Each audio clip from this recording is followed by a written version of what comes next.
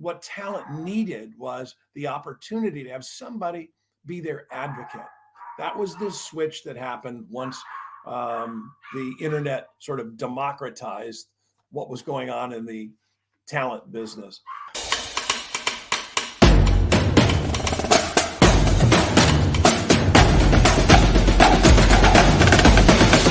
Welcome to Celebrity Focus Insiders with your host, Rick Backrack. Hey, welcome. Our guest today is Tony D'Amelio, who is the principal and founder of D'Amelio Network. D'Amelio Network is a speaker management firm as opposed to a speaker's bureau. Tony's got lots of experience in the field of public speakers, having spent 27 years at the Washington Speakers Bureau. And before that, started his career actually managing rock stars, rock bands rather, and songwriters. Tony's firm represents people like Bob Woodward and Katty Kay and basketball legend Bill Walton. So Tony, welcome to the show today. And let's get started with this. How'd you get started in this crazy business? Rick, first of all, thank you for having me. Growing up in the 60s, during the Beatles era, everybody had a guitar. I had a guitar. I was playing guitar from Elvis days back in 1957. I got my first one and played in a band, found that I loved booking the band more than I liked playing in the band, staying out till 3 a.m. So I turned over to managing my friends' bands. And when I went to college in 1969, I just kept doing that. I put myself through school. In 1971, there was a recession, and I kept, created this band booking business that served New England and New York. And it was a fun ride until about 1978 or 79, when the drinking age changed and the entire music industry sort of imploded. After that, went to work with a friend of mine up in Boston who ran Lordley and Dane. He was David LaCamera was big in the music production business, but also had a lecture bureau. So I worked with him and started his corporate lecture division back in, it would have been 1981. So from 81 to 84, we were together before I joined WSB. WSB is pretty legendary shop as a speakers bureau. You were there for 27 years and ascended the ranks to senior management. What did you learn while you were at WSB at Washington Speakers Bureau? What were some of the key takeaways there, and how did that propel you into what you're doing now? Yeah, Bernie, Harry, and I basically led the company up through the acquisition back in 2000 when Omnicom acquired it. I think the biggest thing I learned is that the talent doesn't always get paid in cash, like in the music business. So you don't have to walk around with a briefcase full of cash. That was an eye opener. But seriously, after I made that transition from the entertainment side of things over to the more, shall we say, legitimate side of working with corporate and association clients, the biggest thing that I learned was when we first decided we were going to go big time, and we represented Ronald Reagan.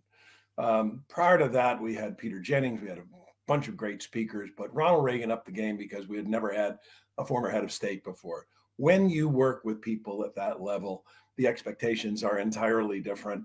And what happens is the level of service increased across the board. Rising tide floats or raises all boats. And that was a situation with one of the learnings that came out of the time there, how to work with very, very sort of VVIP talent, up the game for us, and led to working with a lot of very terrific people, which provided, frankly, an education unto itself to sit in a room with some of the people that we represented for an hour or two before they ever saw the audience and just make small talk and get to know them was an education, and talking world affairs and economic affairs with those folks.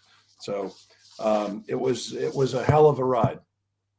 Yeah, and that's you look at Washington speakers today, hell of a roster. You look at your roster, hell of a roster. So you were there on the bureau side for 27 years, and then you decide to go in a different direction. You're still in the game, but you're in the game differently, and created a speaker management firm. What's the difference between a speaker's bureau and a speaker management firm? Let's start there.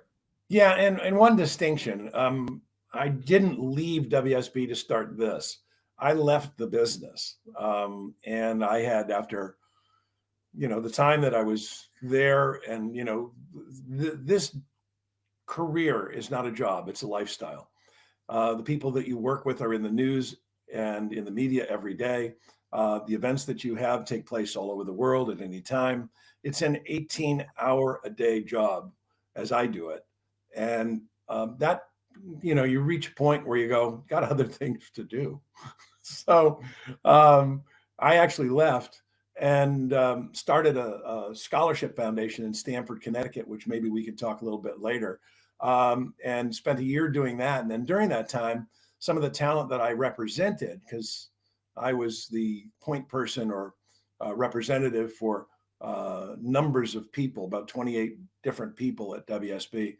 A number of those people reached out to me and said, "Hey, we miss you. What are you going to be doing?" And I had this thought that the world had changed so much that, it used to be agents existed because they had the phone number of the talent. So if you wanted to reach an author, the only way to reach an author pre-internet was to write a letter to the publishing company, and they would pass it on. And it was a weeks-long process. It was ridiculous. So once the internet came in and everyone was findable, what really struck me was the amount of noise that was out there, how much there was in the way of distractions. That's my dog Boogaloo. How much there was for distraction in the way of talent. And, what talent needed was the opportunity to have somebody be their advocate.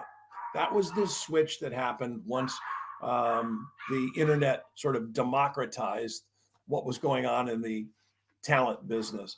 So I mentioned a couple of them that I felt that their best interest might be served by having someone out there beating the drum for them, letting them know, letting the world know when they've got a new article out, when they've got a new TV show, whatever was going on with them, reminding people that those folks are still there. The job of talent manager compared to agent is that, I say that agents date their clients, managers marry them. And what I mean by that is, it's a little facetious, but the meaning is, if you're in the bureau business or the agency talent business, you ride things while they're hot, and when they're not hot anymore, you move on to the next thing that's hot. With a management model, what you are is, if things are not as good as they should be, you're constantly tweaking and looking for ways to make them better, because it's your responsibility to do that. So that's basically it. So, in both cases, agent manager, ultimately you're trying to get good jobs for the people you represent. And if I'm understanding it correctly, a lot of your work is, aside from just managing careers, but it's also marketing your clients to the bureaus and to the event planners, as opposed to just, shotgunning, let's say, to every group under the sun. You can sell to one point of entry, and I hesitate to use the word sell, let's say market to one point of entry, and then that bureau is going to have 200 clients that they can bring to the table, potentially to match with your clients. I want to get, my job, and our job really is to, we have a new guy just joined us, Chris Barton, who is the creator of Shazam. And being a big music guy, as you can see behind me, the first time I used Shazam, I was just blown away. So when I finally met him, I was really enthused. And the story behind Shazam and how they became Apple's 6th greatest acquisition for $400 million is just mind-boggling. It's a wonderful story about resilience and about inspiration and about creative thinking and overcoming obstacles. It's just this sensational story. So now our job is to get him on as many bureau websites as possible, because we prefer not to work direct with clients. I mean, we certainly do. Stuff comes over the transom, but our role model is almost a dealer role model. We work and support with bureaus. We want to make sure they have the tools that they have, that they need to do a good job presenting our people to their buyers.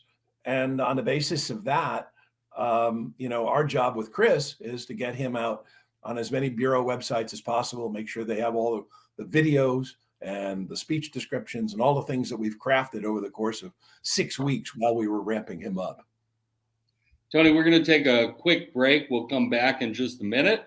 We'll have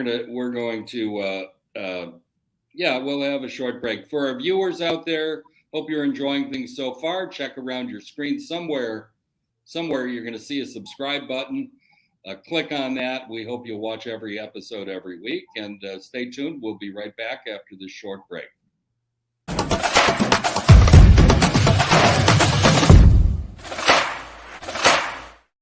I want to personally thank all the teachers out there, especially at the Goddard School. A special message of love and appreciation. It's all about giving kids the best chance to succeed, not just in the classroom, but in life.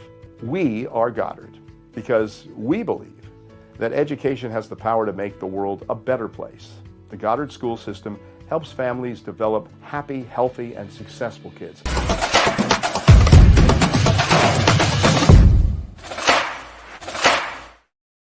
We're back.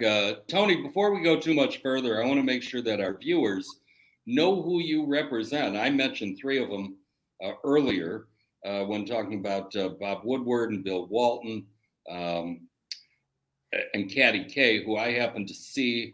I had the pleasure of seeing Katty speak at the PRSA conference not too long ago down in Dallas, and she rocked it. But you've got a handful of other really great speakers. You mentioned Chris, and I know there's a few more. Tell us about them. Yeah, a number of people. They range all over the place, but they basically follow my interests. You know, the wonderful thing about small business is that, you can decide to work with people who interest you and who you like. So the people that I've got that I work with are just lovely souls. I like each one of them. We're close, and they do a wonderful job, and they range all over the place. I'm a fan of politics, so Katty Kay and Bob Woodward, obviously, but also economics and business. So Geoff Colvin from Fortune Magazine and Insana from CNBC. We represent two fabulous women from the military. Vernice FlyGirl Armour, who was a U.S. Marine, first Black American combat pilot. And then Nicole Malachowski, who was the Thunderbird's first female pilot, and just an amazing, amazing story that she has. So it's an array of different people. And, we have fun sort of figuring out new ways to bring them to the marketplace. It's great. So, it leads me to the logical question, and that is, what makes a speaker great? And I'm talking about, other than just somebody who has the ability to deliver a great speech, you and I both know there's a lot more to this than just that. What makes a speaker great? Use an object lesson here. Nicole Malachowski. Nicole came to me through a friend who teaches Tai Chi down in Virginia. And this friend said, I've got a friend who's in the military. She's a student. She's leaving the military. She has Lyme disease. She has to leave, unfit for duty. And she's a colonel in the Air Force, first American Thunderbird. She's not ready for you, but would you please talk to her? And this is such a good friend. I said, absolutely. I spoke with Nicole, had a lovely conversation, asked her to send me a videotape, watched the videotape. While I was watching the videotape, my wife's sitting next to me, and Nicole's being drummed out of the service because she's losing her position because she had a tick bite, which went undiagnosed. She has 5 neurological tick-borne diseases and can't has a hard time functioning in many ways. So as Nicole's talking in her tape about delivering her story about how she has certain cognitive issues and stuff, my wife's sitting next to me, who had just had brain surgery. My wife had brain cancer and radiation and 2.5 years of chemo. So she was in tears watching Nicole, reached out and said, you have to work with this woman. I said, yeah, I know. Got together with Nicole, launched her, long story short, launched her. She goes off and speaks to Gartner Group. Before she leaves the building, they call and book 2 more dates. We saw with her, before she'd ever become professional, because she'd been a spokesperson during her Thunderbird days for the Air Force and had so much media savvy. She was a wonderful storyteller. She had a great presence, but most importantly, she was authentic. She let people see who she was.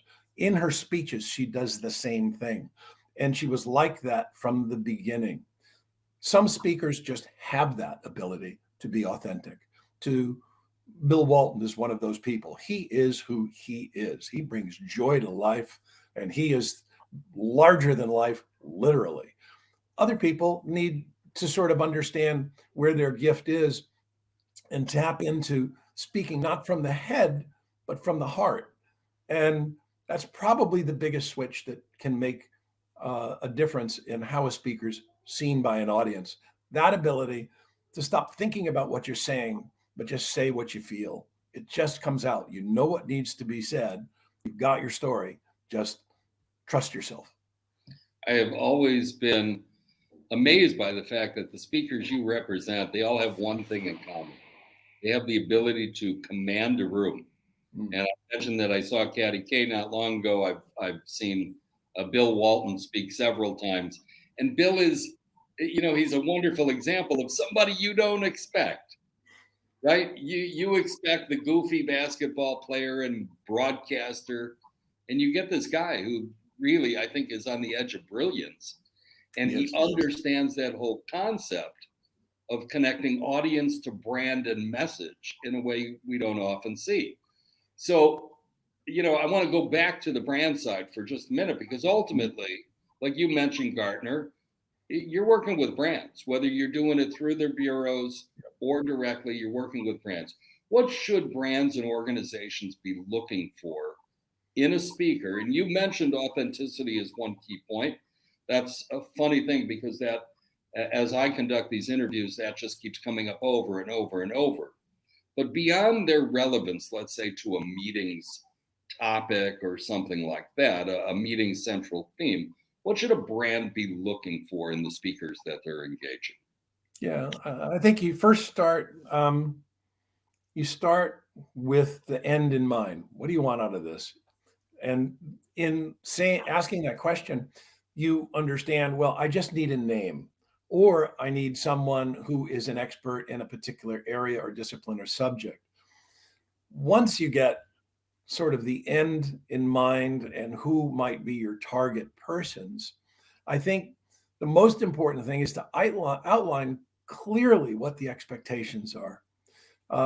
Where things have gone off the rails over the course of the years that I've been doing talent work is when somehow expectations aren't clearly set at the beginning. And that goes for both sides. In other words, the buyer needs to say, this is what we're after. This is what matters to us. And, on the other side, the talent has to say, okay, I know, and I can deliver that. A simple example, we could, back in my bureau days, someone would come to me and say, we've got a very, very important dinner, and there's a reception before the dinner. So the speaker's going to be at the reception, then they're going to sit down, we're going to have dinner, and then the speaker's going to speak, and that's it. And, they'd ask about a couple of people, and I would say, well, how important is the reception in terms of the speaker engaging with folks? Do you expect them to be larger than life? Do you expect them to be sort of in other words, the center of attention? Do you expect them just to be there and be polite? Tell me what your expectation is. And as they did, one or two of the people that they might have asked about, to me, because I knew them, wouldn't be the ideal candidates, because they might be shy, because they might be aloof, because whatever reason. So by having a real clear indication of what you're trying to achieve, the talent person, if they know their talent, can basically help you make sure that you don't make a misstep and put someone who's just temperamentally not right into the situation. This is a great answer, and it applies to every facet of the field of connecting famous people with famous brands. Yeah, it is. Expectations and managing those expectations is so important. Making sure that everything is clearly communicated. I want to ask you, I want to go back to something you mentioned earlier, and that was Stanford Dollars for Scholars, because I know that's a really important mission for you personally. Tell us a little bit about what that is and why it's so important and what people can do to support it. Yeah, Stanford Dollars for Scholars is a chapter of an organization called Scholarship America.